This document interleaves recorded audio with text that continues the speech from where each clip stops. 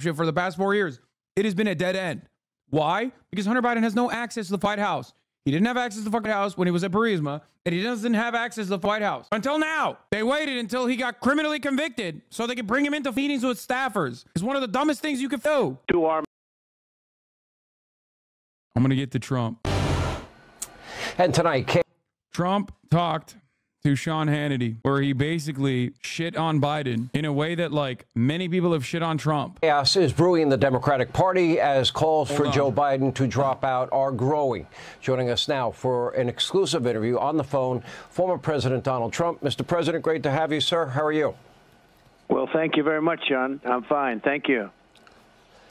Let's go back to the debate with you and President Biden, because immediately you could notice his voice was raspy. But beyond that, within minutes, I could tell this was not going to be a good night for Joe Biden. What was going through your head at that time? Well, it was a big evening, and you could feel a lot of energy. Boy, energy like you haven't felt in a long time. On any of the debates, I've done a lot of debates, and we've had great success with debates. But this was something very special for whatever reason. It just seemed big. And when I got to Atlanta, and this was at CNN headquarters, there was a lot of excitement. There were trucks. I call them the $10 million trucks. That's with the antennas all over, and very incredible equipment. I'm looking at things that are, it was just more of a scene than it normally would be. And it really was that way right from the start, right from the moment they introduced us, and then they introduced him and introduced me, and I walked out and I saw him, and he looked extremely pale, to put it nicely. And I don't know, maybe it was a good makeup job, or maybe it wasn't, but he was a very pale-looking man. And when he started to speak, I don't know, I thought his voice was weak. I didn't know exactly what was happening. It was strange. I do have to say that the CNN, Jake and Dana, were really, they were pretty good. I thought they were fair. I thought they were fair in the questions. I thought to him, to me.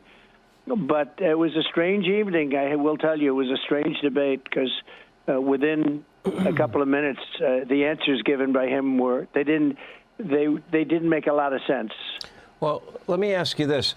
I think some of the worst moments for President Biden were when he wasn't talking. There was like this blank, vacant stare, and it's like he was checked out. And I've run a montage of it. When you were speaking and you'd look over, did you notice that too, or? You know, I was thinking about what I was saying. I wasn't looking over at him almost at all, except when he went a little bit haywire. I didn't look at him at all. And I'm very disappointed in him. He's the worst president in the history of our country. We've never had anything like it, what he's done to our borders, what he's done to our country, inflation, the people that he's hurting. He's destroying Social Security, What? And people are, I'm just so upset with him as president. And so I wasn't really looking over. I purposely wasn't. And I did take a couple of peeks when he was in the midst of giving some really bad answers. They weren't even answers. They were just words put together that had no meaning or sense. Well, but for the most part, I didn't really look over. Since before the 2020 election, on radio and TV, I have chronicled the fact that Joe looked weak and frail and that he was a cognitive mess, long before the election in 2020. The media, I call them state-run media, Democrats, they're all acting shocked, like this just came out of nowhere. Is this one incident? Is this something permanent? I'm like, did they not notice the guy can't give a press conference? Did they not notice that he doesn't use the big boy stairs getting on Air Force One? Did they not notice the plan to surround him as he walks to and from Marine One? That he wouldn't do a Super Bowl interview, a layup interview for any president, really. He's right about that. What part of his cognitive decline do you think they missed, or did they purposely cover for him, in your view? Well, they cover for him, and they still are sort of covering, but now it's getting very difficult to do that. And, it looks to me like he may very well stay in. He's got an ego, and he doesn't want to quit. He doesn't want to do that. It just looks to me like that's what he wants. I think Jill would like to see him stay. She's having a good time. I notice she really seems to be having a good time, and I'm hearing that Hunter is calling the shots. So this isn't necessarily a very... I can't begin to explain to you how insanely stupid it is that Joe Biden would ever bring Hunter Biden into any kind of serious meeting, because this entire line of attack against Joe Biden, by literally talking about how like Hunter Biden is, this, Hunter Biden is that, Hunter Biden is corrupt, Hunter Biden is doing this shit, Hunter Biden is doing that shit. All of that can be neutralized by pointing to the fact that Hunter Biden is nowhere near the White House. Hunter Biden is nowhere near the decision-making process for Joe Biden. Now, you have once again given the Republican Party a major opportunity for no reason. You've given the Republican Party a major opportunity to say, yeah, remember that guy who we've been crying about nonstop, the convicted felon? Yeah, Joe Biden is getting advice from him. So we were actually right about all of our crazy nonsense about Hunter. Very positive thing for our country. But I think he, might very well stay in. And if he does, nobody wants to give that up that way. He's going to feel badly about himself for a long time. It's hard to give it up that way, the way where they're trying to force him out. So, I mean, you really have to speak to his doctors, but obviously he's been sheltered by the fake news media. That's why they call it the fake news. Do you, Mr. President, do you want Joe Biden to step aside? Do you care? Well, we've prepared for him, but I don't think it's going to matter. We had a great 4 years. Our border was the strongest ever. Our economy pre-COVID was incredible, the best ever. But then when we got hit with the gift from China, the China virus, that came in and we did a fantastic job, and we got it back where the stock market was actually higher to just prior to COVID coming in.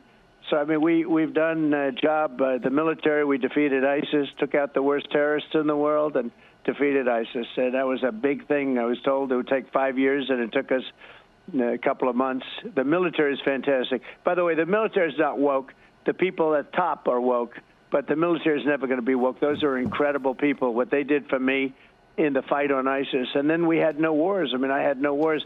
We're heading into World War III, in my opinion, with this man semi-running things, because he's not running things. The people that surround the Oval Office, the people that surround the Resolute desk, the beautiful Resolute desk, they're really running things in Washington, I suspect, and it's very bad. And, he got them into the warfare and lawfare, many different terms you can use, but basically going after your political opponent, using the Justice Department, using local DAs, using local attorney generals, going after your political opponent. Nobody's ever seen anything like that. And, there are those. I just read an article that it's been a positive for me, but it's not a positive. It's very unfair. It's fighting an unfair battle. But he's the one that got us into that. And all these lawsuits you see and everything else, that's all Biden-inspired, meaning Biden people inspired. And it's very sad. I think it's a very sad time for our country. We're not respected anywhere in the world. He's not respected. And our country's in very serious trouble. And I'll tell you what, if we're not careful, we're going to be right in the middle of World War III, and that will be a war like nobody's seen before because of the weaponry. The weaponry is a whole lot different than... That's stupid. Trump is an actual criminal running for president. Hunter is the president's son. All of Trump's children were in the White House with actual power.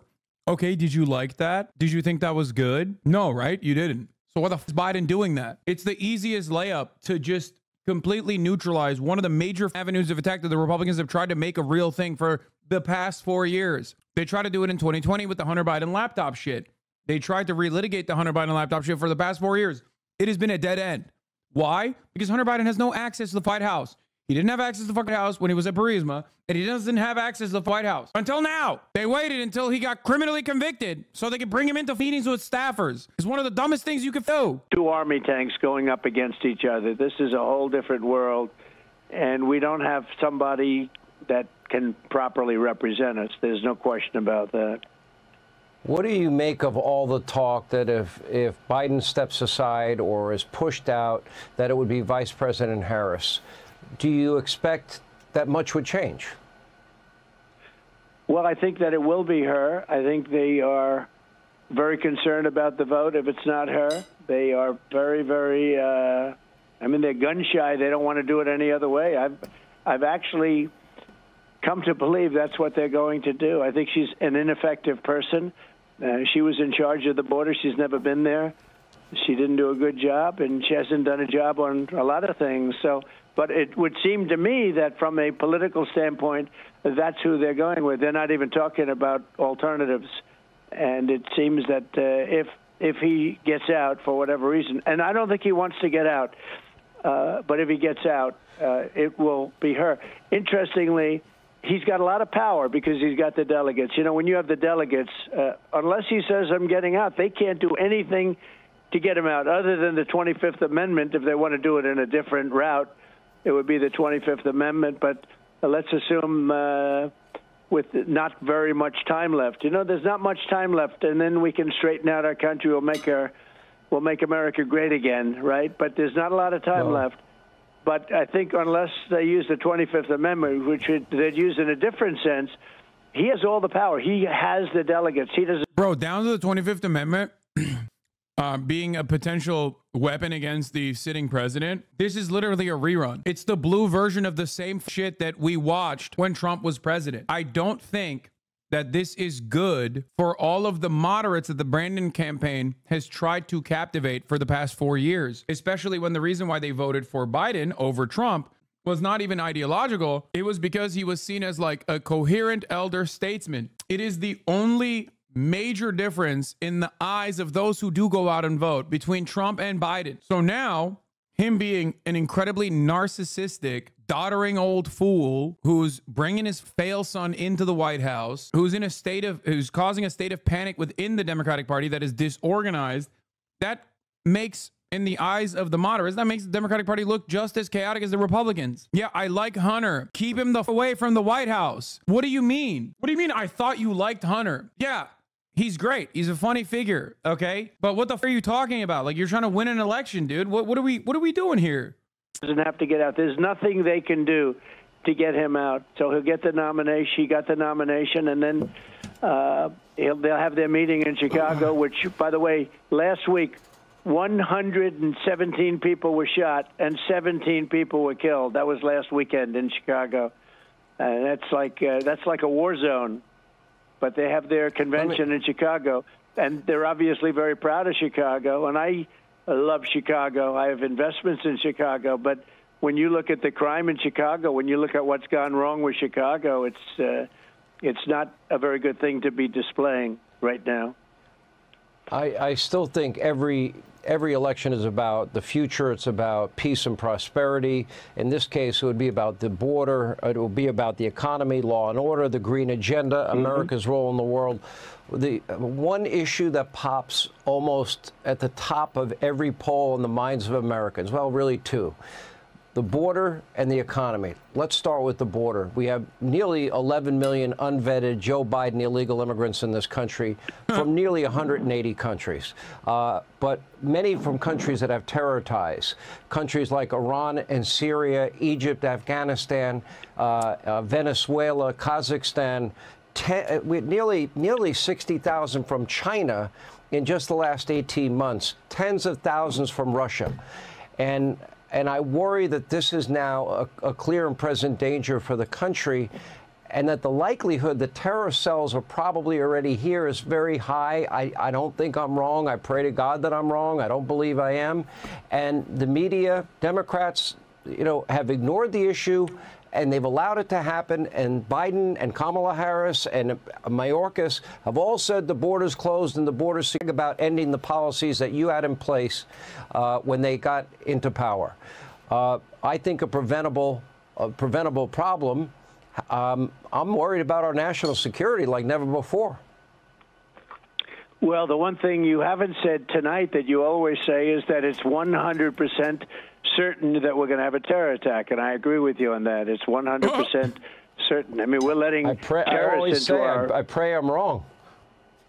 I pray we're letting terrorists into our country at a level that we've never seen before. Terrorists are coming in, and they're coming in, Sean, from mental institutions. What does that mean? Like, that implies that there's a level of terrorists that we were allowing into the country. Like, there was a level of terrorists that we were just like saying, yeah, come inside. I guess he means like 9/11, like Muhammad Atta. He's talking about Muhammad Atta, chat. But what do you mean? Oh, it's an unprecedented level of terrorists that we're allowing into the country, as opposed to previous years where we were like, there was a precedented level of terrorists that we were just allowing into the country. Before and after 2001, there's never been a moment where domestic terror did not actually beat foreign terror on U.S. soil, okay? That has never been the case. Post 9/11, that's the 1 year. Post 9/11, everybody went fucking crazy mode over how much Islamic terror was occurring in America and in the Western world. Stats don't fucking lie. 75% of all domestic terror that occurred on U.S. soil since then, and this was like back in fucking 2016, have been at the hands of far right anti-government extremists. That's the designation for it. Right-wing terrorists, white supremacist terrorists. That's it. Institutions and insane asylums. They're coming in from prisons and jails from all over the world, not just South America. They're coming in from the Congo and Africa. They're coming in from every part of the world. And some of these parts are rough parts of the world. And they're pouring into our country as prisoners, as mental patients. They're coming into our country, and they're coming in also as terrorists. And this is poisoning our country. And nobody should have been subjected to this. They should never have been allowed to do this. There's nothing good that can come of it. And we're going to have to get these criminals, and a lot of them are criminals, and very high-level, very bad criminals. We're going to get them out. We're going to have the largest deportation in our history, larger than the Eisenhower deportation. And we have no choice. I don't want to do that. But this man has destroyed our country. And I say in rallies, I'm doing a big one tomorrow at Doral in Miami. I say at rallies that you could take the 10 worst presidents in the history of our country and put them together. They will not have done the destruction and damage as this man has done. He's been a horrible president, the worst president, frankly, the worst president in history by far. And by the way, Jimmy Carter's the happiest guy around, because Jimmy Carter now is saying, you know, I mean, he was like a genius compared to what Biden is. His administration was brilliant compared to the Biden administration. So it's a very, very sad time in our country. Let me ask about the economy. I know that they said from the beginning that Biden's inflation, which they inherited. Hating Jimmy Carter is such a funny, like, boomer trait. It's a classic boomer trait. Like, absolutely zero people under the age of 70 is bringing up Jimmy Carter as the worst president. You know what I mean? Classic. At 1.4%, it's up over 20%. 25% of Americans say that they've had to forego meals. 60+% of Americans said that they're gulping water because of Joe Biden's economic policies and Biden inflation. How do you fix that, and how quickly do you think you can fix that? Well, we have to fix it fast, and what they're doing is the illegal migrants that are pouring into our countries, many of them are staying in luxury hotels all over our country. They're being shipped up. You know, as we say now, every state is a border state, whether it's Idaho or Iowa or Ohio. It doesn't make any difference. They're all border because they're pouring through our country. One of the stats that was incredible, I actually saw it on You First, was when they it came out that we're actually flying them in. So it's not just a question of these people coming through totally unchecked and unvetted. They're flying tens of thousands of people into our country, migrants. And many of these people were not people that were welcome to stay in their countries. They're coming up here. And when I originally said, I said, they are not sending their finest. These are people that are coming from other countries, Sean. I mean, he's not wrong. 52% of undocumented migrants in the United States are visa overstayers. So he's technically right. The problem is he makes it seem like they're getting shipped out here in like a military plane or something and just being dumped into Iowa. Okay. No, they're just visa overstayers like Elon Musk. Nobody is like coordinating this effort. And also that is actually important to recognize, because that means that those people, like, we have some knowledge over their fucking background. That means they got a fucking visa, a tourist visa, but a visa nonetheless, or a student visa, or an H1B visa, but a visa nonetheless, which means they're not just like totally, completely unfucking documented. So the idea that these criminals are fucking pouring over the border wall all of a sudden becomes stupid. It's wild he's saying stuff like they're invading Ohio. Like, who's buying this? Other people who are just as mentally ill. Who's buying it? People that live in Ohio that watch Fox News. So like most of Ohio, probably. I don't fucking know. People are so stupid, bro. Like my dad, unfortunately. Yeah, exactly. Your dads. Those are the people that are watching and believing this shit. 20% of the US population are boomers. By 2041, that percentage is going to be 1 to 2%. Thank God. Yeah, dude, we're not making it to 2041, though. That's the problem. Because the fucking boomers are going to be our demise. The boomers also own like 75% of all wealth. This country is so goddamn cooked, brother. What are we talking about? Gen X Plus is a genuine fucking demon. It is a parasitic force. It is one of the greatest L's. Like, call me Robert F. Kennedy Jr. the way I'm actually going to shit on modern medicine, okay? Modern medicine has gone too far. Maybe some people don't need the healthcare, okay? We kept too many motherfuckers alive. Look at the results. It's so bad, dude. Where the president, whoever is running the country, including the dictators, they're sending them into our country. And if you look at Venezuela, their crime is down 72%. Their crime, think of it, down 72, and ours is up. And we're going to have a new form of crime because these people are just getting comfortable. They're just getting settled in.